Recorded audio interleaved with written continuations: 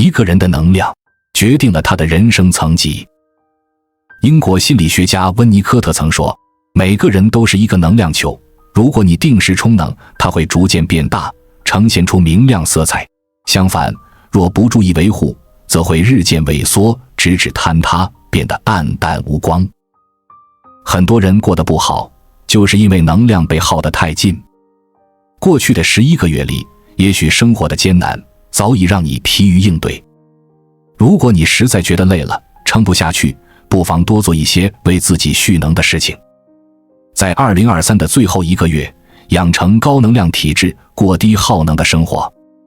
接下来的每一天，你都将活得能量满满，过得无比充实。多做高能量的事。作家冯唐说，能量高的人才能持续成事。一个人的能量决定了他的人生层级。在今年最后1个月里，多做一些提升能量的小事。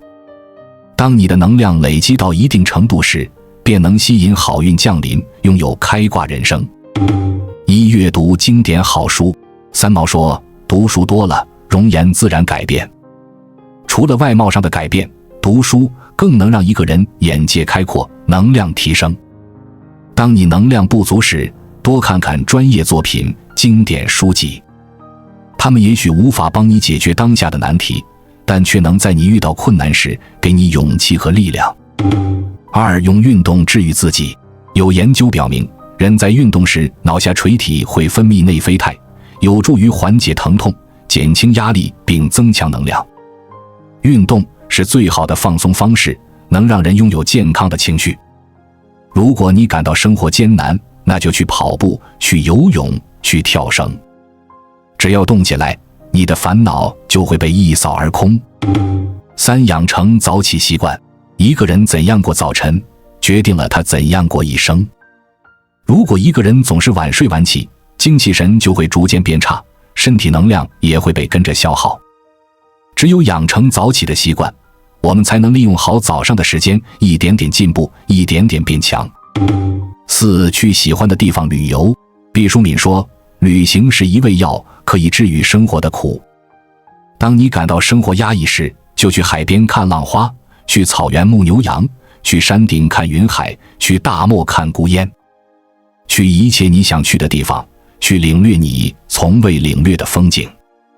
你干涸的内心也会跟着鲜活起来。5、把自己调成冥想模式。如果你经常觉得迷茫、焦虑，我建议你试试冥想。就像作家梁龙蜀所说，坚持冥想的习惯可以调身、调息、调心。在压力过大时，随手找个物品，比如书、杯子，把注意力完全集中在上面。随后慢慢地将自己的思绪引导进一个宁静的空间，在这个空间，你便能找回内心的从容。6、用插花点缀生活。一个人最好的生活状态，是既能安于柴米油盐的琐碎，也能拥有诗酒花茶的诗意。平凡的日子里，就需要一点花来点缀。寻几枝花，几枝树条，插入花器中，然后将它摆至书架旁，静静观赏。再枯燥的日子，也会跟着活色生香。7、给自己泡杯清茶。寒冷的冬日，最适合围炉煮茶。一盏好茶，更是可以涤荡烦恼，滋养心灵。老舍先生曾直言，我是地道中国人，咖啡、汽水、啤酒皆非所喜，而独喜茶。有一杯好茶，我便能万事静观皆自得。现在给自己泡一杯清茶，在茶香氤氲中感受人间的温暖吧。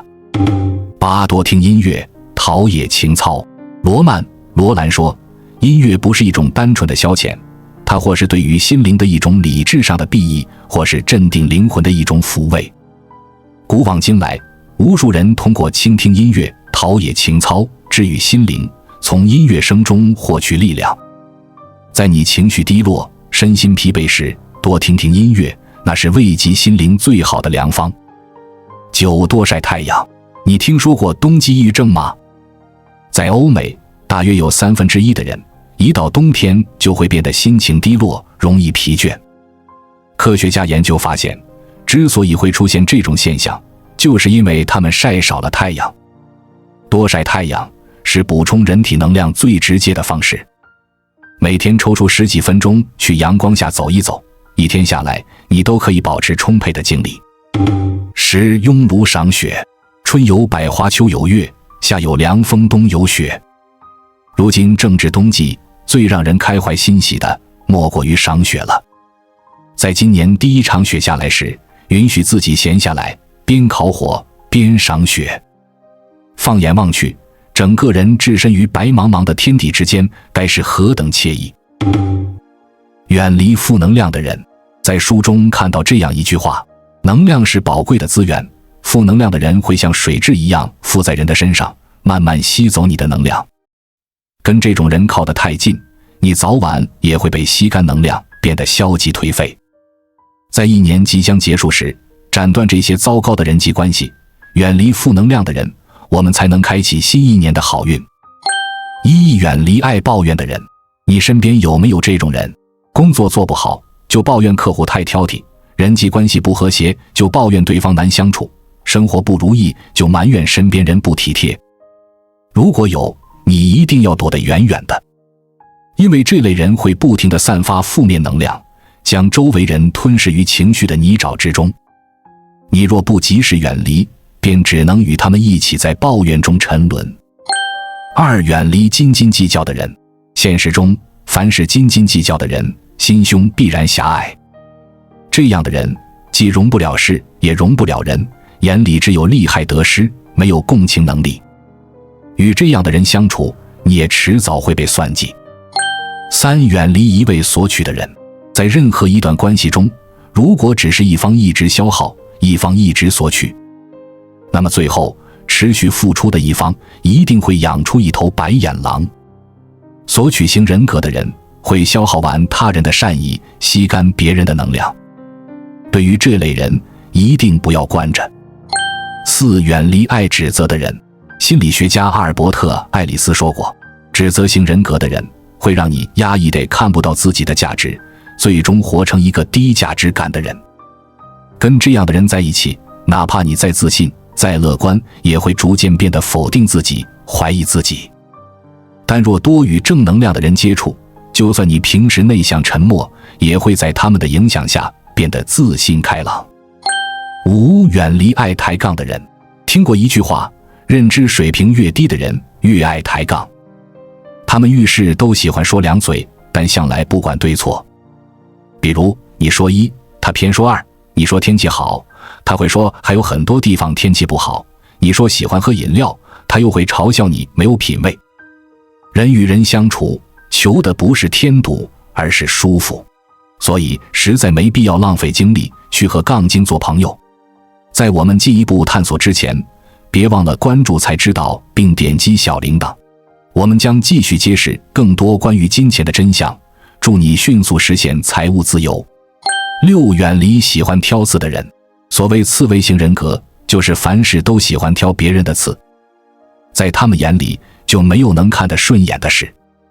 如果你不小心惹到了他们，他们就会像遇到仇人一样，对你胡乱发泄一通。遇到这样的人，远离他，绕着走。远离习惯内耗的人。有人曾做过一个比喻，内耗型的人就像在拿一把勺子，慢慢将自己掏空。他们永远在反刍过去，永远在焦虑未来，永远在否定自己。跟这样的人待久了，你也会把自己搞得身心俱疲。远离敏感多疑的人。敏感型人格的人对外界的风吹草动特别在意，哪怕只是别人的一句话，一个眼神，也能让他们琢磨很久。选择这样的人为伍，你说话做事都得特别顾及他的感受，这早晚会让你感到窒息。要记住，成年人的世界只筛选不迎合。放手的一段糟糕的关系，你才能找到更适合你的圈子。远离纠结拧巴的人。漫画家基米曾说，不要在一件别扭的事上纠缠太久，纠缠久了你会烦，会痛，会神伤，会心碎。这个道理换到人身上也是一样。你若跟一个拧巴的人纠缠，既是在消耗自己的能量，也是在跟自己过不去。远离悲观消沉的人。知乎上有人提问，什么样的人最可怕？有个高赞回答是，永远都在想着消极的一面，对任何事情都充满悲观主义。在悲观的人眼里，永远只能看到事物不好的一面，哪怕只是一件发生稀松平常的事情，他也能想象出灾难性的后果。远离这样的人，才能远离生活中的阴霾。过低耗能的生活。作家摆渡人曾问教授，什么是理想生活？教授回答，到了某个年纪，你自然就会顿悟，身外之物根本没那么重要，低耗能的人生才是最踏实、最稳定的。人活到极致，一定世俗与简。在新的一年，活得简单一点，低耗一点，我们更能体味到生活的美好。一、消费低耗。现在消费主义盛行，大家都习惯了没事就买。过度消费、超前消费已经成为常态。这样的消费方式无疑在透支自己抗风险的能力。一旦有什么紧急情况发生，就毫无招架之力。是时候降低消费了，该花则花，能省则省。将现实的生活摆在首位，生活才不会辜负你。二、身体低耗。俗话说，35岁前人找病，35岁后病找人。到了一定年纪，人身体的各项机能就会逐渐退化。此时若还是不加节制的熬夜、加班、过劳，疾病就会找上门来。试着给生活偶尔按下暂停键，来弥补身体的消耗。身体好了，日子才能越过越好。三、家庭低耗。生活中你会发现，幸福的家庭里，成员之间通常处处包容，很少内耗。而不幸的家庭里，每个人都是针锋相对，互相拆台，到最后越过越悲惨。所以说，一个家庭最大的悲剧，不是困于贫穷，而是死于内耗。一个家若要想往上走，就必须做到对家人少苛求，多尊重，少埋怨，多理解。这才是幸福家庭该有的模样。四、出行低耗。每日经济新闻曾对人们的出行方式做过一个调查研究，结果显示，在所有出行方式中，私家车仍是很多人出行的首选。但去哪儿都开车，反而会错过生活中很多的风景，身体也得不到好的锻炼。把出行方式换成自行车或者走路，身心也能跟着回归到最佳状态。五、社交低耗。人在年轻时总喜欢给社交做加法，乐衷于结交各种人脉，可到后来就会发现，泛泛之交带不来帮助和愉悦，还会给你制造各种麻烦。放下无效的社交，把有限的时间花在自己的生活上，你才能真正拥有高质量的人生。六、娱乐低耗。为了丰富枯燥的生活，很多人选择的消遣方式是玩游戏、刷短视频、追剧、蹦迪。但除了这些诱人放纵的娱乐方式外，你还可以换一种生活方式，去读书、作画、插花、喝茶、登山。这些事情能让你的日子过得更有价值，生活也更加从容。七、情绪低耗。有人问过罗振宇一个问题，你有什么难过或者不好接受的事吗？罗振宇笑着回答说，我现在的人生里没有所谓的情绪，只有发生了什么问题和怎么解决问题。我觉得每个人都该有这样的觉醒。生活中的难题是无尽的，你若事事忧心，只会伤及自身。倒不如把自己从情绪的枷锁中解脱出来，日子才能一天天好起来。八、精力低耗。常言道，人之精神有限，过用则竭。所以千万不要把自己的精力浪费在繁琐的事情上，以及复杂的人群中。为自己留出一片独处的空间，然后全身心地去精进自己，比做任何事情都有意义。九、目标低耗。现实生活中，很多人喜欢把自己的目标定得很远大，但最后又败在了这些大目标上，从而产生深深的无力感。在以后的日子里，不妨试着换个方法，低配目标，从一点一滴开始，这样你才会离想要的生活越来越近。十、欲望低耗。很多人过得不快乐，不是因为拥有的太少，而是想要的太多。事实上，我们真正需要的东西很少很少。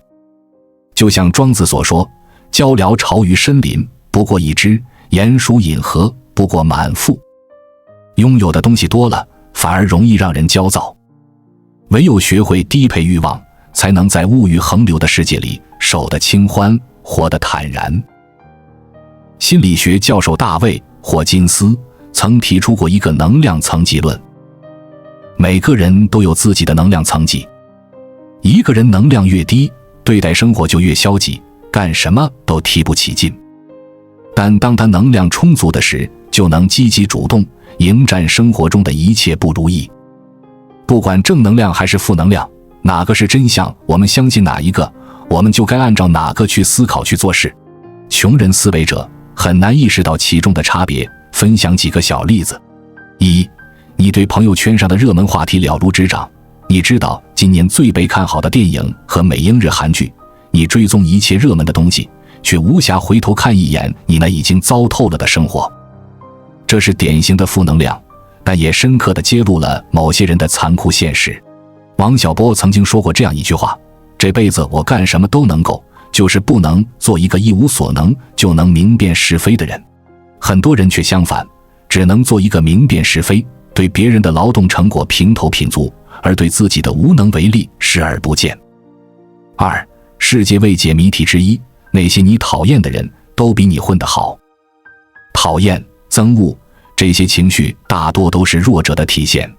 一个强者很少有讨厌、憎恶的时候，一个是自己天天忙着干事业做实事，哪个有心情去思考别人的事？你只有把自己变得更强大，你讨厌的人才会越来越少。当你强大了，你对弱者生不起讨厌，有的只是可怜，爱其不幸，怒其不争。三，每次觉得自己混得还行的时候，就背起书包四处走走，让中介带着看几套房，就什么都清醒了。人生总有时候踌躇满志，以为自己牛逼到不行，其实本质上还是坐井观天。你觉得你有钱，就去上海瞅瞅；你以为你官大，你去北京瞅瞅；你以为自己创业成功了，可是你一年辛苦攒的100万块钱，能在北京买个厕所吗？四，每当听到身边人的成功事迹，混得如何牛逼，干了啥事业，赚了多少钱，第一反应都是自己也要努力加油了。可内心深处的嫉妒、懒惰、自大跳出来告诉你，他是在吹牛逼，然后就有种如释重负的感觉，继续呼呼闷头睡大觉去了。不是你不能进步，根本就是你不想进步。别人进步了，有可能是真，也有可能是假，但这跟你有什么关系呢？别人休息不休息，吃不吃狗屎，跟你有什么关系？他挡着你进步了，他挡着你看电视了，他挡着你熬夜加班了。没有，任何人都没有挡着你，只是你自己不肯做事，却找了无数个借口，不知道丢人。五，我们觉得别人炫耀什么就是缺什么。事实是，我们觉得别人在炫耀什么，往往就是自己缺什么。当你觉得别人在炫耀的时候，不要骂别人，先看看自己是不是缺这个玩意。如果你自己也缺衣少食，缺工作，缺媳妇，缺房子，缺事业的时候，你凭什么认为别人在炫耀？有判断别人是否炫耀的时间，还不如自己赶着自己往目标更进一步。穷人思维者呀，总是宽于待己，严于待人。六，真心奉劝各位谈恋爱谈得很辛苦的人都先好好想想怎么赚钱。你生活得很辛苦吗？你的感情很不顺利吗？你的运气很不好吗？大概是因为缺点钞票。与其感叹世事变化，人情冷暖，还不如收起心思想想怎么挣钱快。七，念旧就是不顺利。你念旧，不是你重感情，而是你现在过得不顺利。但凡一帆风顺，现实舒坦，你何曾想起过美好的旧时光？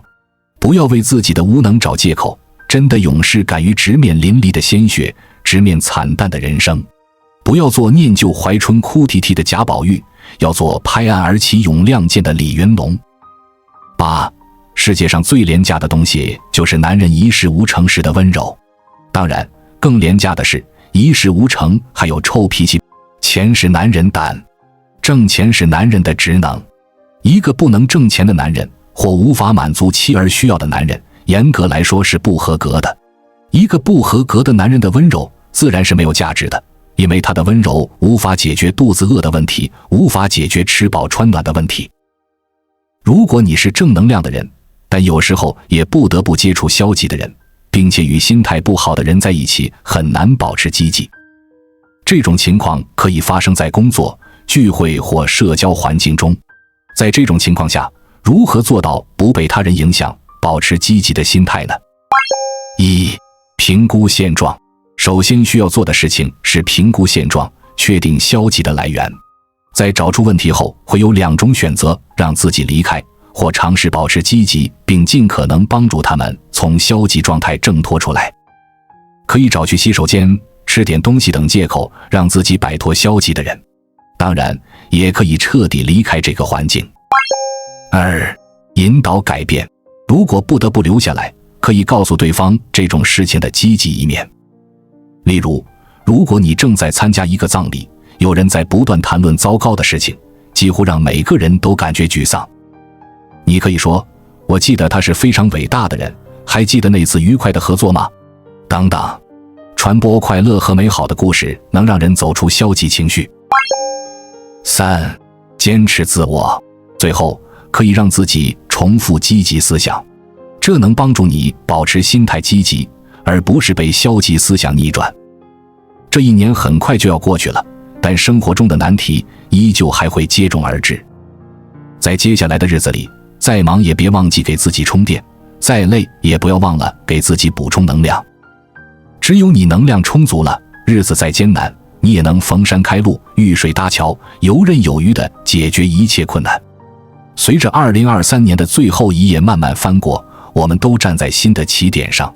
过去的日子里，或许有欢笑，也可能有泪水，但最重要的是我们从中学到的经验和教训。在这一年的尾声，让我们将过去的负能量和挫折都留在身后，用我们的高能量和积极态度迎接新的一年。记住，生活中的美好往往源于我们内心的强大和坚持。让我们在新的一年里继续多做能提升自我、给予他人正能量的事，同时远离那些吸走我们能量、带来消极影响的人和事。只有如此，我们才能更有力量地面对未来的挑战，活出更加精彩和有意义的生活。愿你我用这1个月的时间，铺设一条通向更加辉煌、充满希望和可能性的2024年。关注我，我是才知道，带你解锁更多金钱的真相。